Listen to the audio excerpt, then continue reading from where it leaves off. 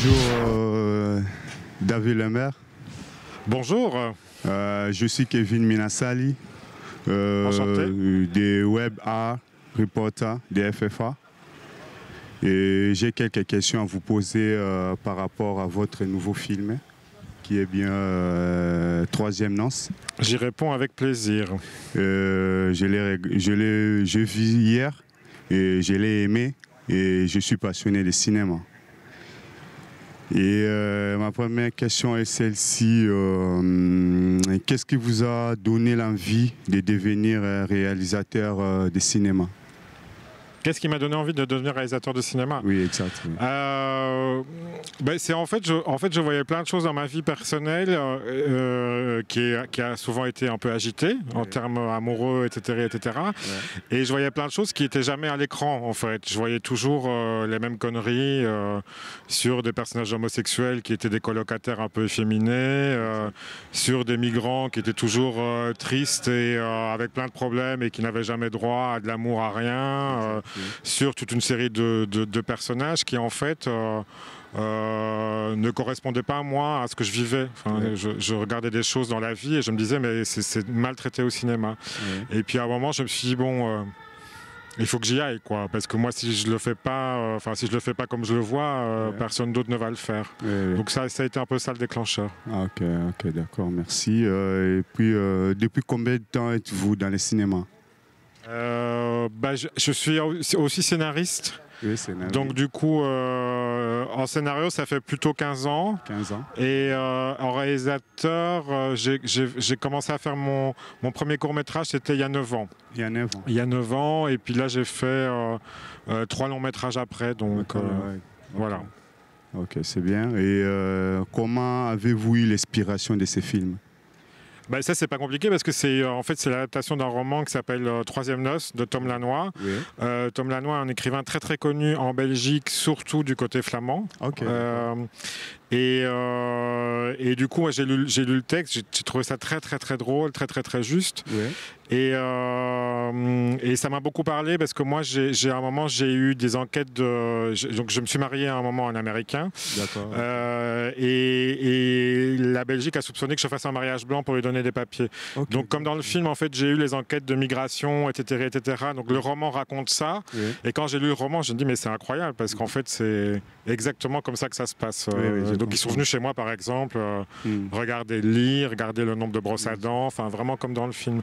Donc du coup j'ai retravaillé beaucoup le roman, mais du coup c'est vraiment venu du texte quoi. Ah ok, d'accord, c'est bien. Et une autre question, avez-vous fait des recherches pour réaliser ces films qui parlent des sans-papiers comme vous venez de le dire, des mariages blancs, des deuils, si vous avez fait des recherches à propos de ça?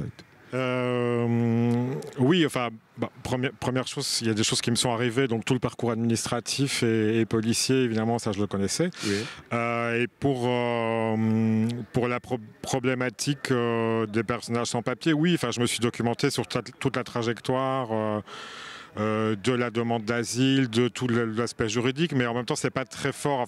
C'est pour construire les personnages, parce qu'au final c'est pas très traité à l'intérieur du film, mais si on ne comprend pas comment les personnages agissent dans la vraie vie, on n'arrive pas à les filmer au cinéma par définition.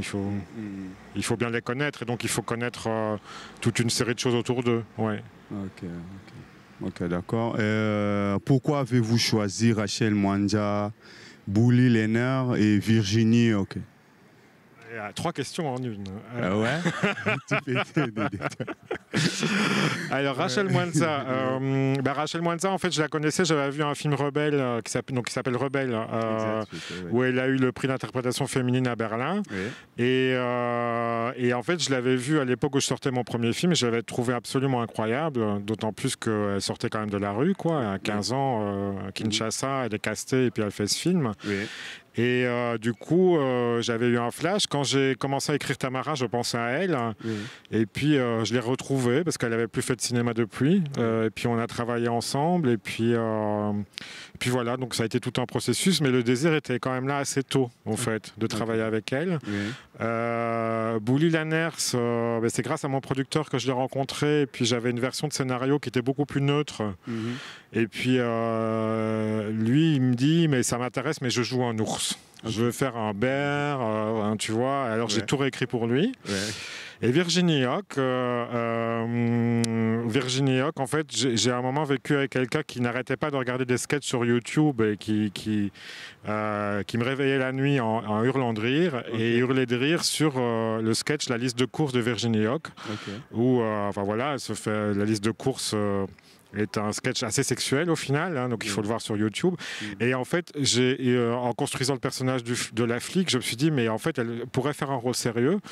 Et je lui ai proposé, et puis on s'est rencontrés, et puis on a tout de suite matché, comme on dit. C'est génial ça. Et puis, merci. Et puis, comment avez-vous mélangé autant de genres dans les scénarios d'émotions, des comédies et de la tristesse aussi dedans? Moi, c'est ce que j'aime en fait, c'est faire une sorte de travail de funambule entre le rire et les larmes. Donc, c'est un peu ma recherche en cinéma. Donc, du coup, comment on y arrive? C'est en fait en respectant les personnages et en restant à hauteur de personnages, en essayant que tout soit à leur hauteur et à leur niveau. Et de nouveau, en respectant la vie. Moi, il m'est arrivé des choses un peu dures quand même, mais en fait, on s'aperçoit qu'à un enterrement, on peut rire. Et puis, et quand on rit à une fête de famille, il peut se passer quelque chose de très grave.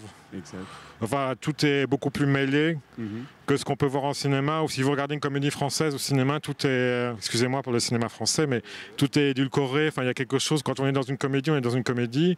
Et quand on est dans un drame, on est dans un drame. Et moi, ce que j'essaye, c'est d'articuler les deux. Les deux. Ok. Voilà. Et on est presque à la fin. Et puis, vous parlez un peu lingala, monsieur David Lambert. Non, je me suis fait aider. Hein. Je me suis fait aider par plein d'amis congolais.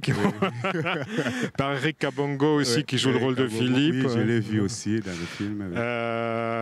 Non, je me suis fait aider en traduction. Je parle très très peu lingala pour le coup. Tu parles un peu. Il y a quelques mots en lingala. Non, j'oserais pas. Par respect pour mes amis congolais, je ne vais pas prononcer un mot en lingala. Non, je suis là. Je suis aussi congolais, si vous pouvez aussi. Un mot, et c'est pas. Non, mais vraiment. Non.